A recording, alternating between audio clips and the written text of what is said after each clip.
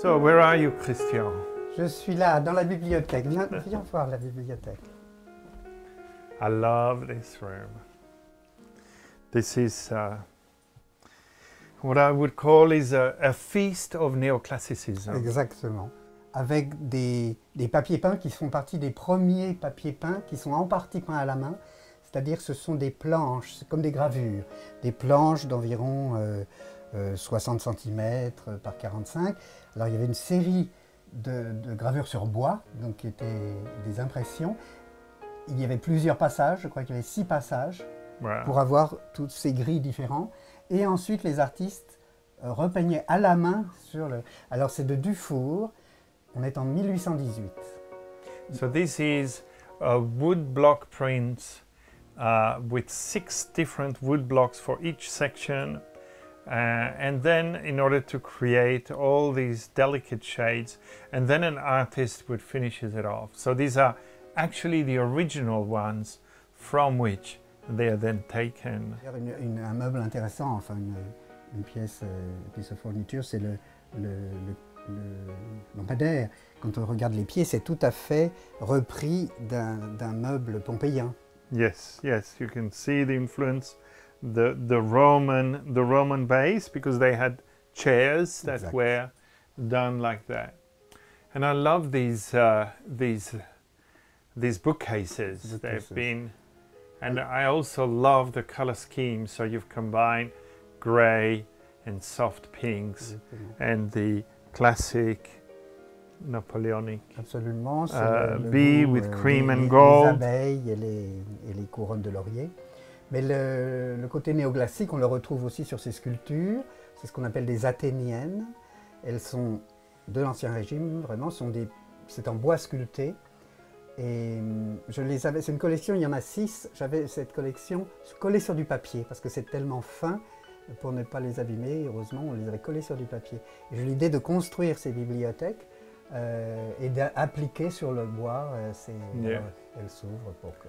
So this is a beautiful, so you've used this original Louis XVI carved wood ornaments and then had this built with the dental molding, the Louis XVI pelmet, nice little Louis XVI returns, and it really works well. And that's actually something, funnily enough, that I do in the interiors that I design. I actually do quite similar things, but I love the color scheme, and sometimes I feel people are afraid of pink or unusual colors, and I think one should not, because it still has a structure, it still has a sort of a masculine quality, but really quite softened. Ce sont des couleurs que l'on trouve sur des porcelaines de Sèvres, que l'on trouve sur des... Yes. Là, par exemple, les 2 cache-pots, il se trouve qu'ils ont exactement le ton.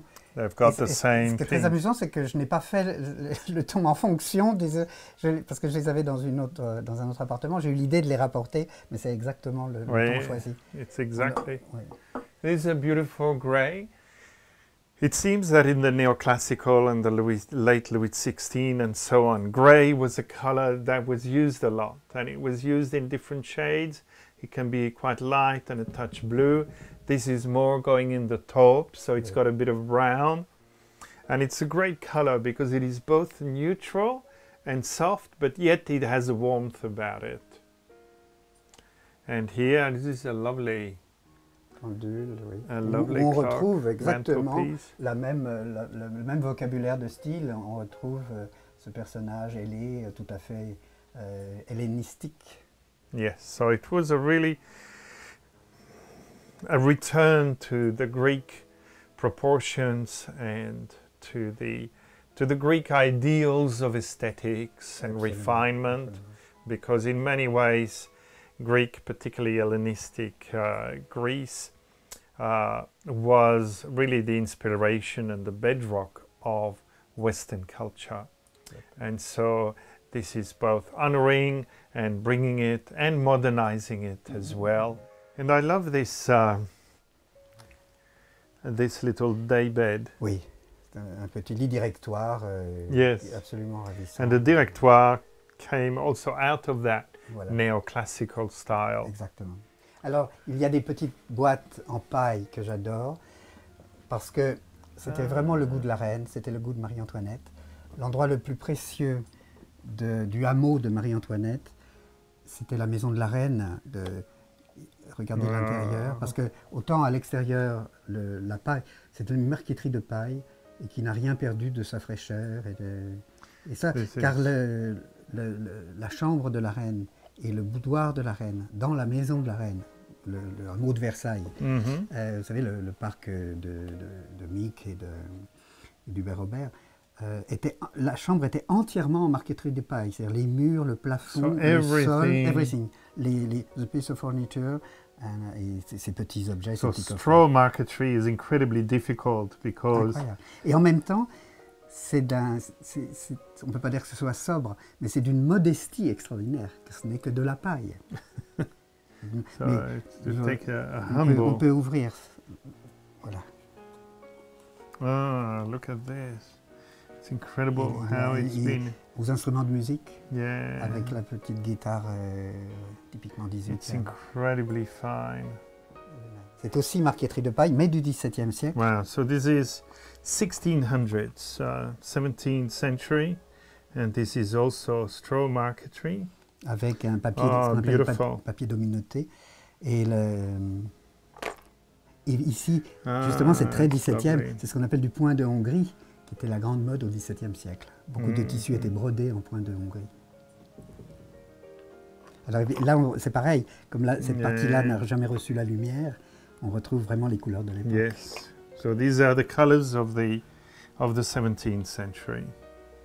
Beautiful, le soleil n'a pas atténué. Golds, yellows and the green. Ce sont des objets très rares parce que tellement fragiles, très peu ont survécu.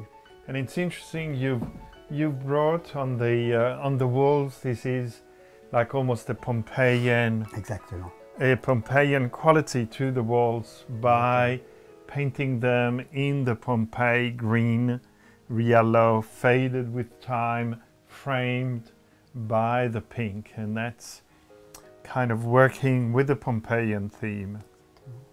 And it's fascinating. I was at the Rome, the big Roman museum near the Termini train station, which has been beautifully restored. And they have a lot of Roman wall painting. And they reconstructed a whole room that was a whole garden. It's actually 4 walls. And to walk in there and to think, wow, this is 2,200, 2,300 years ago. They had so much feeling for decoration. It's as if decorating our abode where we live is by bringing color and plants and motifs and mythological figures has been really for centuries, and before that even in Greek and the Egyptians obviously. So it is like very much part of our genetic makeup is to decorate, is to express ourselves and to bring history, to bring all the stories that have meaning and that make us who we are.